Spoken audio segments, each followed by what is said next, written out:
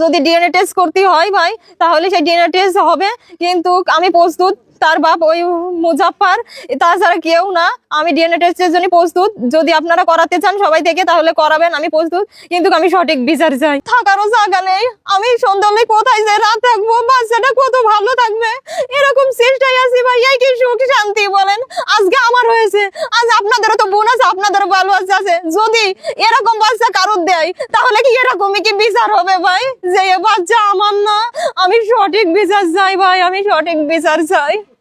রাত্রে যেখানে সেখানে থাকি, দিনের বেলায় এই জায়গায় থাকি, খাওয়া দাওয়া করি। এই আপনার বাড়ি কাজ করলাম, দুটো ভাত খেলাম। অনেক সময় ভাই বাচ্চাটা আমার সাথে না খেয়ে থাকে, অনেক কষ্টে আমার বাপ মাঠে ঘাটে কাজ করে। অনেক সময় হয় না, হয়তো এরকম সংসার চালাই পারে না।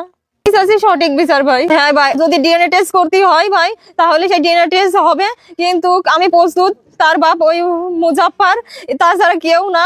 আমি ডিএনএ টেস্টের জন্য প্রস্তুত। যদি আপনারা করাতে চান সবাই থেকে তাহলে করাবেন, আমি প্রস্তুত, কিন্তু আমি সঠিক বিচার চাই। কেন বাপ এরকম করলো? যখন 8 মাস বয়স ভাই, যখন ওখানে ছিলাম 8 মাস পর্যন্ত বাচ্চার বয়স যখন, তখন আমার মামা বাড়ি পাঠাইতেছে। দিয়ার কয়েক মাস পরেই ভাই আমার এরকম ভাবে ওরা মানে দূরে থেকে ভাই এই মানে বিদেশ যায় না, কাগজপত্র একটা বিষয় এইগুলো সব কমপ্লিট করেছে, করে ভাই আমাকে তালাক দিয়ে দিয়েছে। হ্যাঁ, আমি বাচ্চার খরচ দেবে, বাচ্চার বাপের স্বীকৃতি দেবে। এটা একটা সঠিক তদন্ত হওয়া উচিত, হয়ে যার স্বামী যার বাবা তাদের কাছে ফিরে দেওয়া উচিত। এটা যেভাবে সম্ভব সেভাবে আপনারা সাংবাদিক ভাইরা এটা ব্যবস্থা করুন, যেন তারা তাদের স্বামীকে, তার বাবা তার সন্তানকে, সন্তান তার বাবাকে ফিরে পায়। মাশাআল্লাহ, এত সুন্দর একটা বাচ্চা, অথচ তার বাবা তাকে স্বীকৃতি দিচ্ছে না, এটা ঠিক না।